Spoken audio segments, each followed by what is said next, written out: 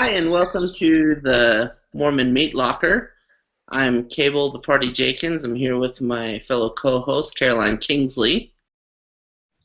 Hey, and we have with us today Shawn Gordon, and he's our guest today, and he has actually started an online dating app. And so he's going to talk to us a little bit about that today, and we're going to discuss kind of the different options out there for online dating. And why don't you tell us a little bit about yourself, Shawn? Sure. Let's see. So I was born in the church, spent a couple decades out of it, got back 3 or 4 years ago, just before I got divorced. My wife wasn't a member. So I got active again, then I got endowed, and then I just got remarried and sealed in the temple. So that was all very cool. I'm a software developer. I also have a record label. I do a lot of product design. I've done digital, ebooks and digital music distribution, video. Just lots of different things. So I'm a jack of all trades. And you're a success story. One of us singles that was able to move on. And you'll have to tell us, how did you meet your wife? Well, this is kind of interesting, and it's one of the things that I was the singles rep in my ward for a couple of years, and I took a lot of time, and I talked to a lot of people, and I made a lot of notes, and I looked at how people were interacting and acting with each other, and I approached it kind of like I do with the software, or whenever I go to a company, I look for where the pain points are and how I can improve a process, whether it's communication or automation or what have you. So I made a whole list of things, and I would talk to people all the time. There's a fatalistic point of view that a lot of people have, and it kind of comes from evangelical Christianity, which is, God's going to do it, or leave it to God, or what have you. But God isn't micromanaging our lives. God is not a matchmaker. God is not going to bring you your eternal companion as in the form of the pizza boy. You have to get off your butt, and you have to get out there, and you have to talk to people. So, I spent a lot of time online, Facebook, and various dating sites, and that was how I came up with the ideas for mine to try to address the problems and the ones that I saw. And I came up with a whole series of things. But one of the things that I would tell people, especially, no offense, Caroline, but with the ladies, and you don't seem to suffer from this, but there's a little bit of there's a holdover mentality from high school. It's like, oh, well, he has to ask me out, and I'm not going to pursue him. I'm sorry, we're all grown up. If you're interested in somebody or something, pursue it.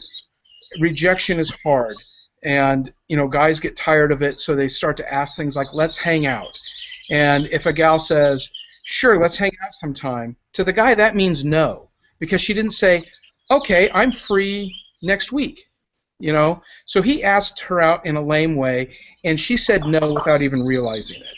So there's so many people walking around, and I mean that's a specific example from a number of women I knew in their mid-30s that were divorced.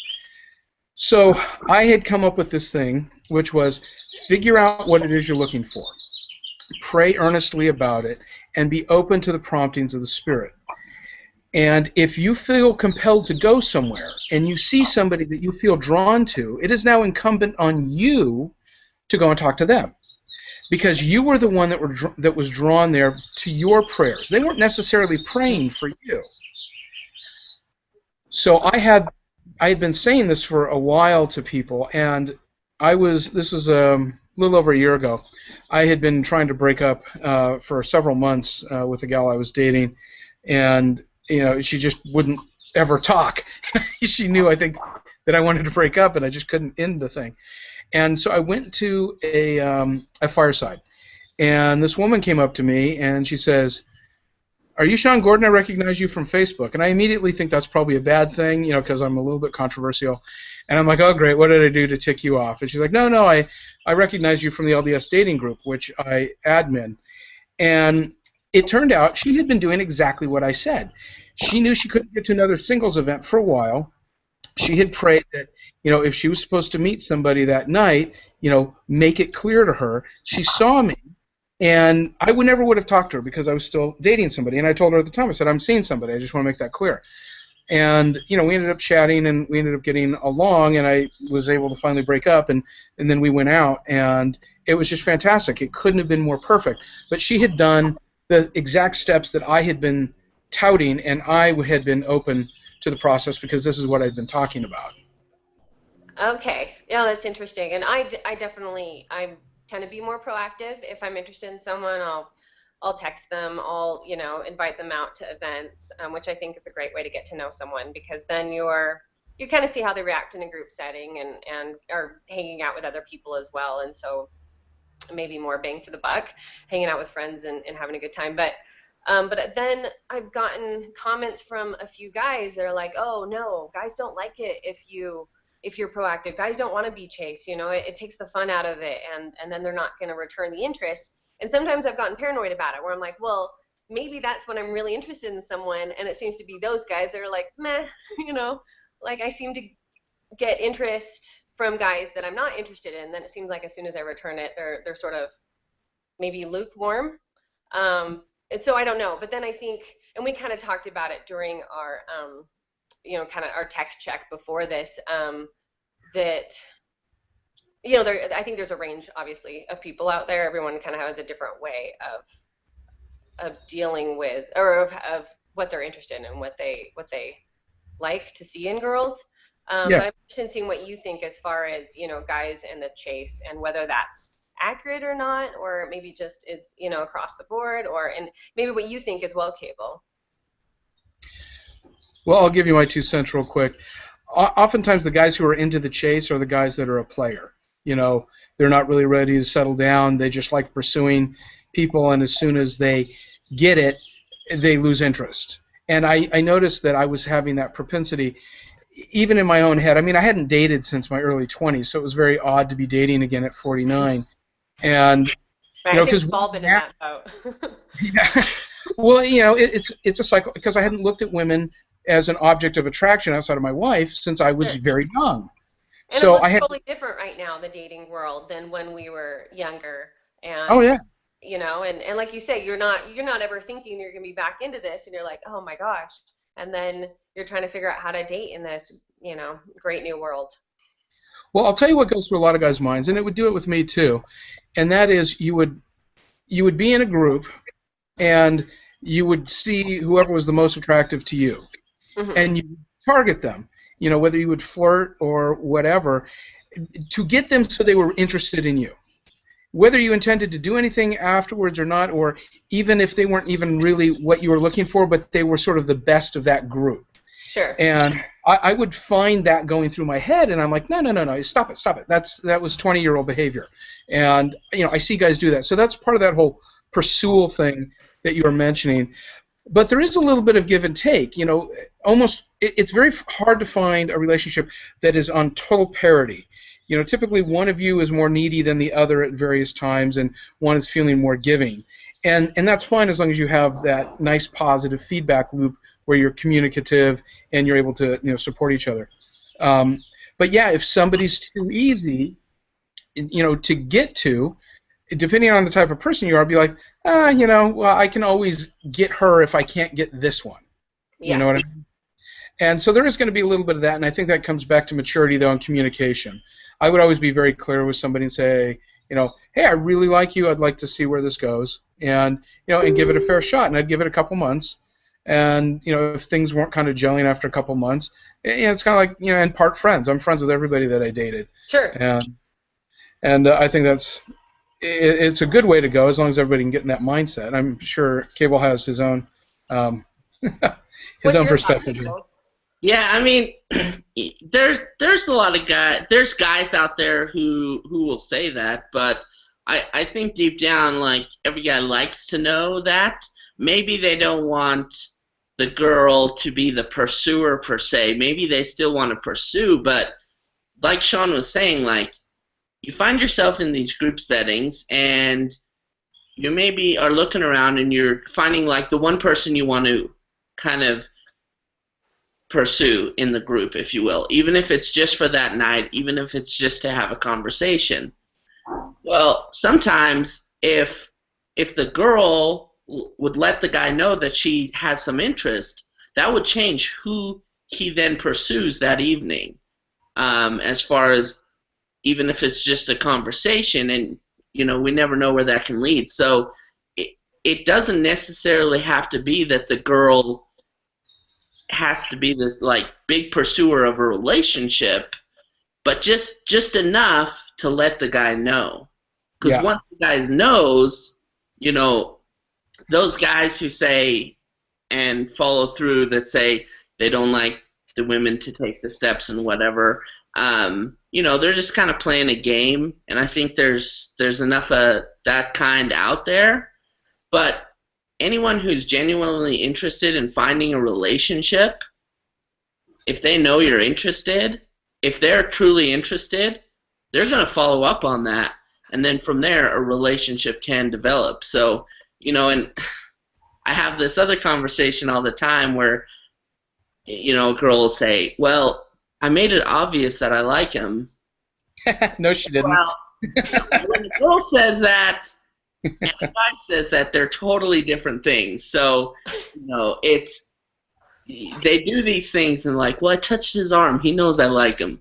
No, he doesn't. They don't trust me. Like, I've been in that boat before, and you're just as confused as ever. So, invite him. And I think Caroline actually does a pretty good job at some of this. Invite him out to some activities, invite him to hang out, things like that. If you invite him to hang out in a kind of one-on-one type setting, then you go hang out, and then you see if he then returns and asks you to hang out. Even if it's not an official date, but he's asking you to come and do something, and it's just the two of you. Then that you kind of get the back and forth. It doesn't have to be these official like, let's go on a date. But if you're hanging out, you're getting to know each other. I mean, that's dating in our day and age. So. Sure, and I have no problem with the term hangout, and I know that's really controversial in our world, but I think, it kind of does take the pressure off, and it's sort of, you are just getting to know someone, and there's nothing wrong with that. I don't think it should be, it's, we're going to end up in a relationship, or what's the point sort of thing, or it needs to be this formal, going on a date, with the door and the meal or whatever.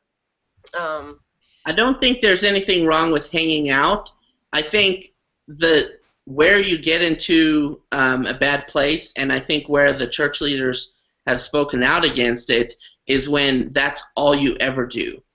And you never take it from the hanging out stage and getting to know each other up to the stage of where you're dating. That's Agreed. The problem. Like, well, but let me tell you what happens. A month or so to hang out and get to know someone is great, and then if you still are both interested in each other, you take it to the next level, and then you start maybe going on some dates, taking her out, things like that, and gradually, you move up in the steps of a relationship. But some guys, they just only ever stay on that hangout stage and never go up from there, and that's, I think, where the problem lies in that particular. Sure. Well, here's how I feel about the game thing too. My theory sort of is, and who's pursuing and who's being pursued. And I just feel like, if you can start with good communication now, if you can start with transparency now, I just feel like when you get into the relationship, then it just bodes better for it. But if you have to play games, if you have to be coy, obviously you don't want to just, be needy, and you don't want to, but that's unhealthy anyway. But if you're healthily, hanging out, or dating someone, or, getting to know them on some level, I think if you can be open and just be like, hey, I'm interested. Are you interested in going out again? If you can have that level of communication, then in your relationship, if you get into one, you're going to be able to have that open communication without playing games in a relationship, which we know happens as well, and is destructive in marriages, and so. You're correct. I mean, that's the winning formula. The hanging out, a word of caution to the young ladies. Like I said earlier, if a guy asks you to hang out and you don't put a specific time frame on it, that is considered a no. Because you don't say, yeah, I'm free this weekend, I'm free next week. If you just say, yeah, let's do that sometime, that's a no. So keep that in mind. Sometimes we're actually really busy, though. Well, that's okay. You can say, I'm really tied up the next few weeks. Sometimes But I will have to say that if I'm really into someone, you're a lot more apt to make that opening. You're like, okay, you're gonna make it happen somehow, and you're gonna be like, okay, let's figure out a time to do this. And if I'm not as interested, I probably will give out the whole, some time. But sometimes I'll do that as well, just because as a single mom, it's hard to find that time. I don't get very many openings where I don't have the children, or, and I don't want to take off from them too often. My oldest is old enough to babysit, but you still only want to leave every so often. So I don't know. It's hard to read. It's not a perfect math. I think it's a valid point by Shawn, because if you're truly interested, you will say something more than just, yeah, let's hang out sometime. If that's all you leave it at, that doesn't show any kind of interest on your part. So you're clearly not that interested in that person. If you are, you will kind of quantify it, and you'll say either, yeah, I'm free this weekend, or, you know what, the next 3 weeks are super busy for me, but after that, let's definitely figure something out. Like, you don't necessarily have to set an exact time, but you have to kind of head down that road. And I do think it's up to the woman at that point, if she is really busy and doesn't have like a specific answer, to then approach the guy and be like, hey, I'm free this Friday, let's make it happen now. Yeah. We are actually going to wind down on our time soon, and we haven't even gone into online dating. So let's kind of talk about that. I know I've done a little bit. It's been a while, but I did do Tinder. I did do OkCupid, and I have mixed feelings about it. There's some things I really like about it. There's some things that I don't like as much. And I don't know Cable's experience with it either. But why don't you kind of kick us off into that, Shawn? Sure. So it was a little like 3 years and 2 months ago when I hit on this idea, because I had a brother. He's 20 years younger than me, and he's a returned missionary. He's also a tech guy, and he was single. And I had another friend that was about 30, returned missionary, also single. And I said, you know what? Let's make a dating site. I had already gotten into quite a few of them, and let me just say I love online dating because it gave me the opportunity to meet people I never would have met in real life. And the same with Facebook, and being in some of these groups like Matt Campbell has, or the one that I have, LDS Dating. I just simply never would have met these people in real life. And I'm friends with a huge number of the people that I met from the online dating sites still. So, I tried some of the premium ones, like of the secular ones like eHarmony, RMatch or RTime, OkCupid, Plenty of Fish. OkCupid and Plenty of Fish, they're just kind of a free-for-all. A lot of people use them as a hookup, I found out later, but I made good friends from there. And they're interesting. I mean, they're useful. They got search criteria. In the LDS community, I'll focus on that a little bit to benefit everybody from my research. So there's LDS Single and LDS Mingle. They are actually owned by the same company. One was acquired by the other, I don't know, like 6-7 years ago. They never merged the system, so they let you just pay for both of them twice. The software hasn't been updated since the merge. It's deprecated. It's dying quickly. And so I wouldn't even recommend that for anybody. LDS Planet's kind of the 800-pound gorilla. That's where most of the people are at. LDS Planet is owned by Match.com. It is part of its suite of highly targeted dating sites. And I'm like DivorcedBlackRepublican.com. for example, is one of them. So they've got all these, and they share their data between their sites. So you could easily show up on one of these secular sites, and that's why people say they keep meeting people who aren't LDS from there. One of my friends her picture ended up in their promotional materials because apparently she didn't check off the box saying you couldn't use my image and likeness. Then they play a game. So if you've been on LDS Planet, every day you get your 5 daily matches. It used to be 3, now it's 5. What happens is even if you don't look at that person, it shows up to them as though you did. So now they see, oh, these people are checking me out. And if you don't pay for a membership, you can't see what the messages are you're getting or anything else. So if you don't pay, they promote your profile so that you're showing up on other people's profiles a lot so that you think you're getting a lot of activity. The second you pay, boom, that activity drops through the floor. So they have a lot of what I would consider to be unethical practices in the way they try to get you to pay to use their system, because their system is completely not usable unless you pay. unlike something like OkCupid. Now, my site, which is called LDS Dimension, is fully usable. It's free. We're going to have some premium features. We haven't finalized it. They'll be cheap, like $5 a month.